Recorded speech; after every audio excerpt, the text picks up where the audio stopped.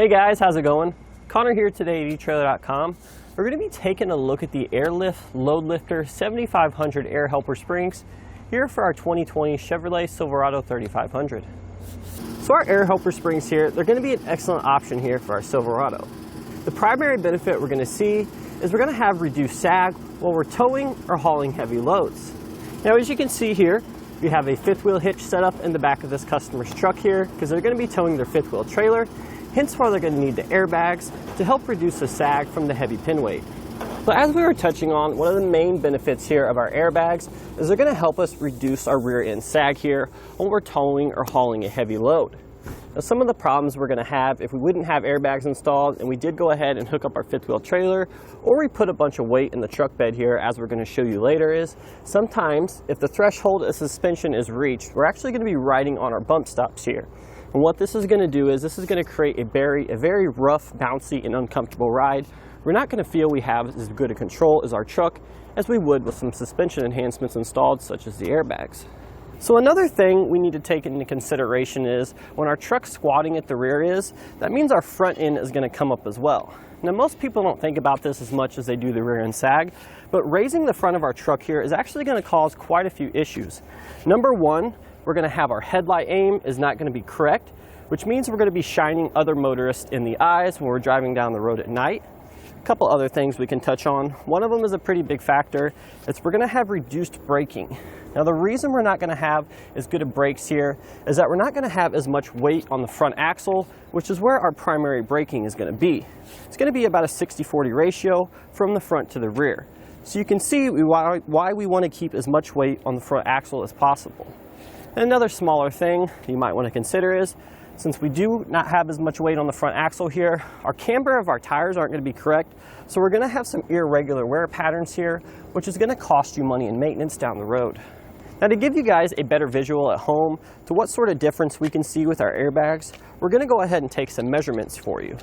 Now the first measurements we're going to be taking are the stock unloaded ride height. Then we're going to take some measurements with some weight in the bed. We're also going to take some measurements with our airbags installed and that same weight in the bed so we can show you the difference.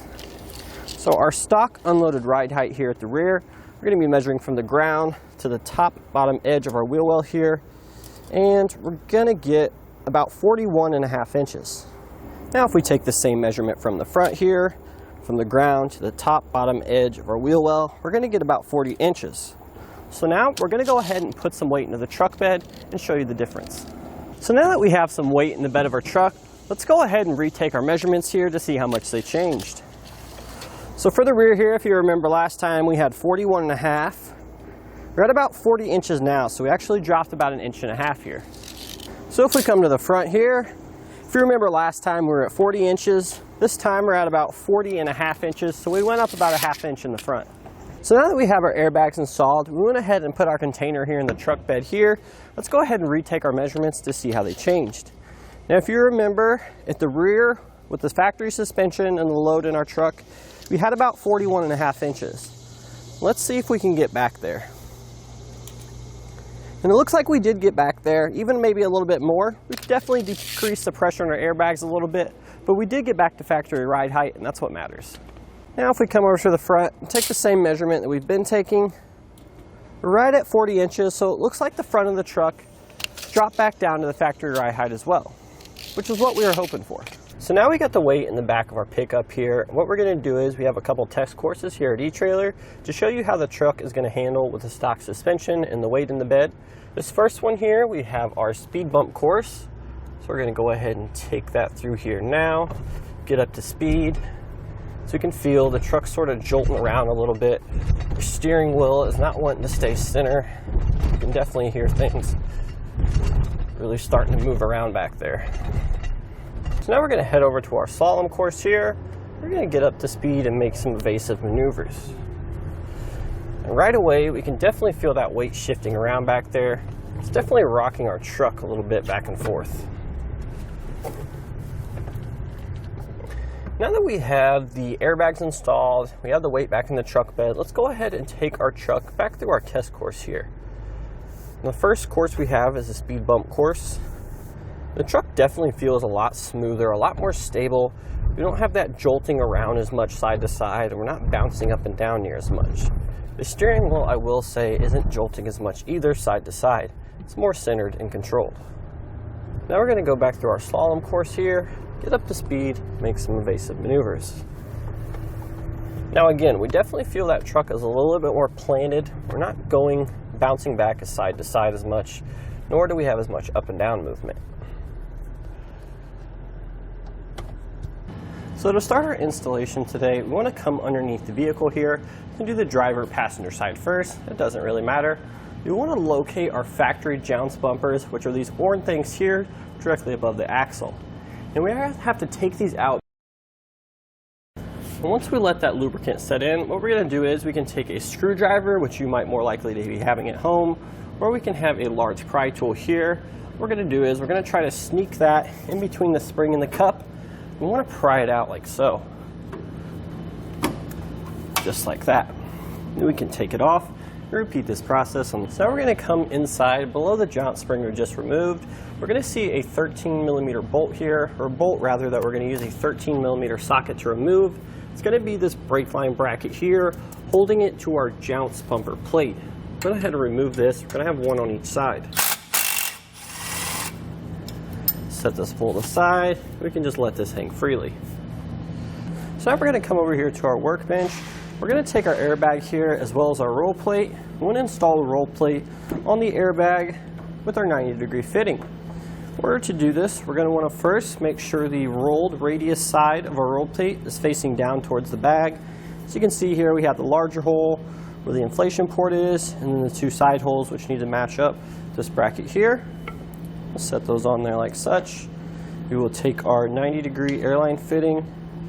We're going to tighten this hand tight, so we can't get it hand tight anymore. Then about 1.5 turns here with our 9/16" wrench. You may need to hold the bag a little bit to make sure it doesn't spin.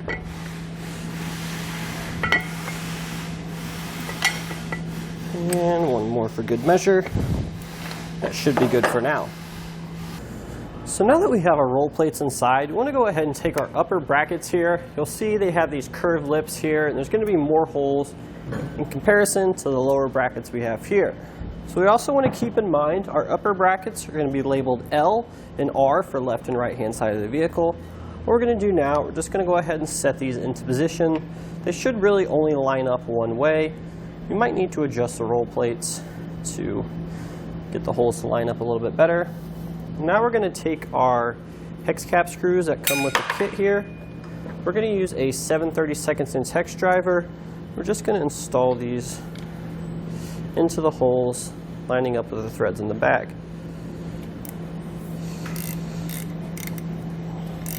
So now that we have our upper bracket installed here, we're going to go ahead and flip over our airbag assembly here. We're going to begin installing our lower bracket. Now, a couple things we need to point out is, if you see here, we have our inflation valve on this side. We're going to have the angled side of our bracket facing that. So it's going to install about like this. And we also need to make sure we're using the correct holes on our bracket here. We're going to be using the first and third holes as it shows in the instructions. But before we do that, we want to go ahead and make sure we set our roll plate down first. Now once we have the lower bracket into position here, we have the roll plate installed, and we're making sure we're in our first and third hole here, we can go ahead and reinstall or install our Allen screws here. You may need to finagle a little bit with the roll plate here and the bracket to get to the seat correctly. We don't want to force anything and strip the threads. So we can do a hand tight, or we can take our Allen key here. Just going to snug those up for now till we get them both in place. So now once we have our bracket installed correctly, we're going to go ahead and take our torque wrench here, and we're going to torque these Allen screws.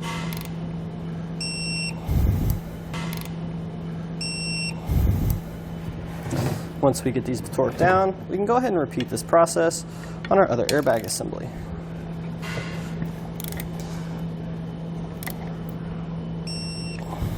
Now that we have our airbag assemblies put together, we can go ahead and install them up on the vehicle. Now if we remember, the upper brackets here are going to be stamped with an L and R. L meaning left side, R meaning right side. The left side on this vehicle is going to be the driver's side. So we're going to go ahead and set these into position now, making sure our fittings are on the inside of the frame here.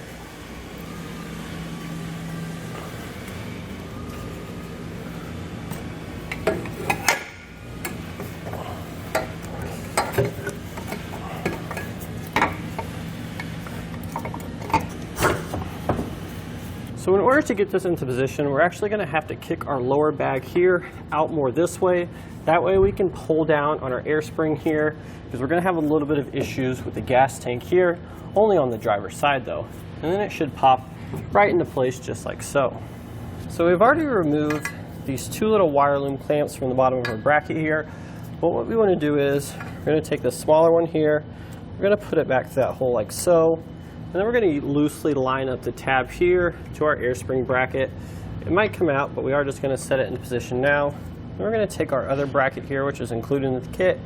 Make sure we have the L for the driver's side. And we're going to take this little larger loom clamp here. We're going to place it into that tab, just like so.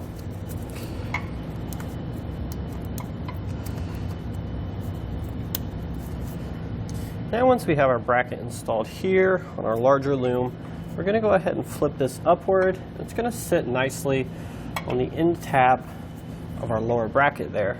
We're going to take one of our 3/8" carriage bolts. We're just going to place that down there like now, and follow it up with our serrated lock washer, or lock nut, sorry. And then we're just going to loosely thread this on. So now that we have this bracket secured, again, we don't make sure it's real tight. We want to be able to adjust this back and forth. We're going to take our axle clamp bracket here, and we're going to go ahead and set this up to position. However, we're going to have another tab on the bottom of our lower bracket on the other side that we're going to need to insert a carriage bolt through first. Once that's done, we should be able to put our axle clamp bracket up into place. And the same thing like we would for this one, we're going to be using these serrated nuts.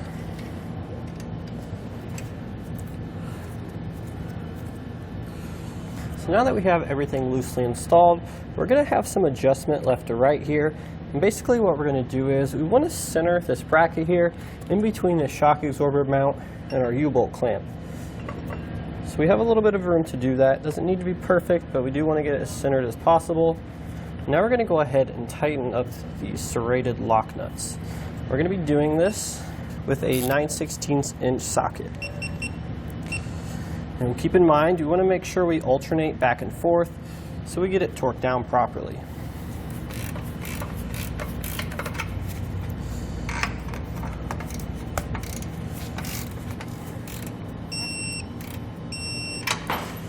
And now once we have both of those secured, we can go ahead and tighten up this lock nut up here.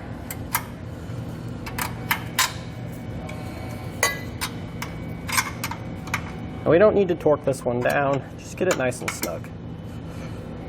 Now we can take our brake line bracket here, line that back up, and attach this using the 8mm nut and flat washer provided with our kit.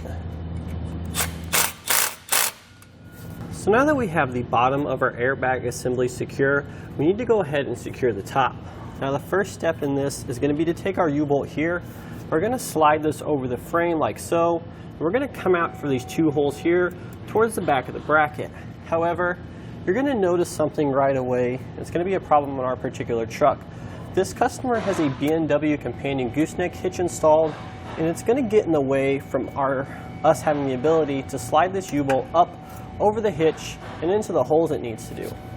So ideally, if you're installing both one of these in-bed hitches or aftermarket in-bed hitch along with these airbags, you're going to want to do the airbags first so you don't run into this issue. If you have the factory puck system, this shouldn't be an issue, but keep in mind it can be an issue for some of these aftermarket gooseneck and fifth wheel hitches like this B&W companion. However, we still have an option for you. What we're actually going to do is we're going to essentially just raise the bed. So hopefully you aren't in this situation, but if you are, there's actually going to only be 4 bolts per side that are holding the bed to the frame. And again, we're not going to take them all the way out. We're not taking the bed off. We're just going to pry it up enough to slip our U-bolt in. So there's going to be one that's kind of hard to see, which is going to be right here. And the rest of them are just going to be along the outside of the frame here, off the little mounts. They're pretty easy to find. There's going to be 3 more heading up that way. That'll be it. So now that we have all the bolts removed for our bed, we can go ahead and just prop this up just enough so we can sneak the U-bolt underneath the bed channel and over the frame. And then we can just go ahead and secure our U-bolt with the included nuts. Now the next thing you're going to need to do, we're going to take our circular U-bolt here. We're actually going to come around to the back side here above the jout spring cup, and we're going to try to fit that U-bolt over the cup there. It is a pretty tight fit, and then it should come out these 2 oblong bolt holes on the top of our upper bracket here pretty easily. And then we're just going to loosely install our hex nut fasteners. So now once we have all the upper brackets loosely installed, we're going to want to run our air lines here. So we're going to take our air line. It comes in this 1-piece coiled section here. What I'm going to do is I'm just going to find the 2 ends here.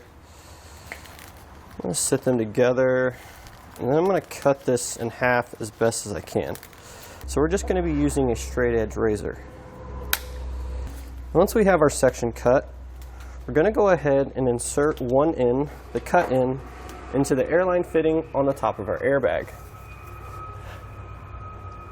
And to do this, we're just going to simply line up the hole,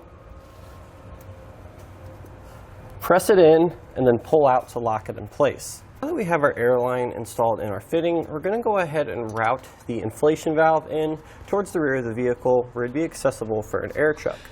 Now we want to make sure that we avoid any exhaust or any moving parts such as our suspension here.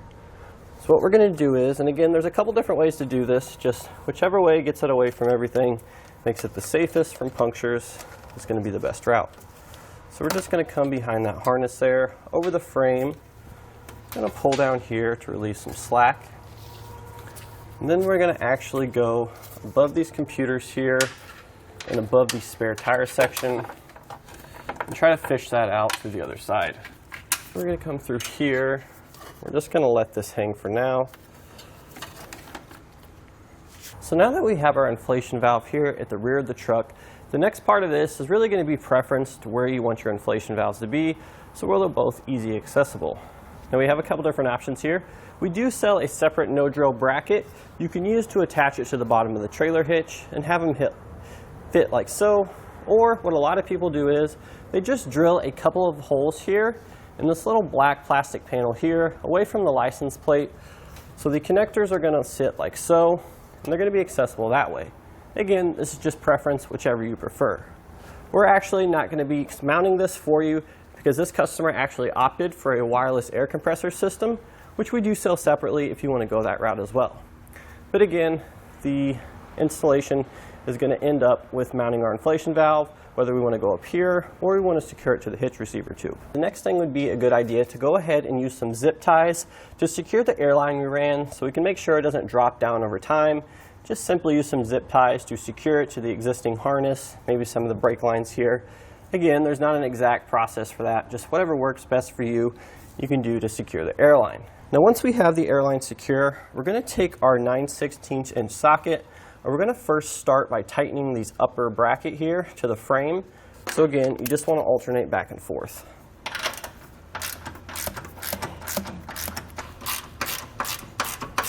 So now that we have these nuts stugged up, we're going to come back with our torque wrench here. We're going to torque these both.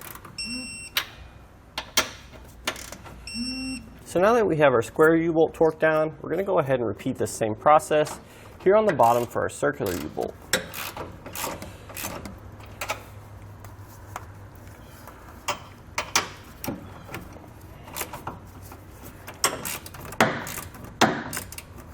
So now we do need to make a quick little note here. On the passenger side of the vehicle, you can see the airbag is going to be pretty close to our exhaust pipe here. So what they did is, in this kit, they've included a nice, easy to use, easy to install heat shield, which is going to wrap around this exhaust pipe here, and it's going to secure with the band clamp.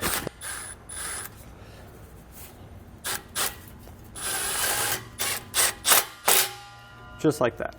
So the final step of our installation here, once we have all our air lines ran, we have our inflation valve secure.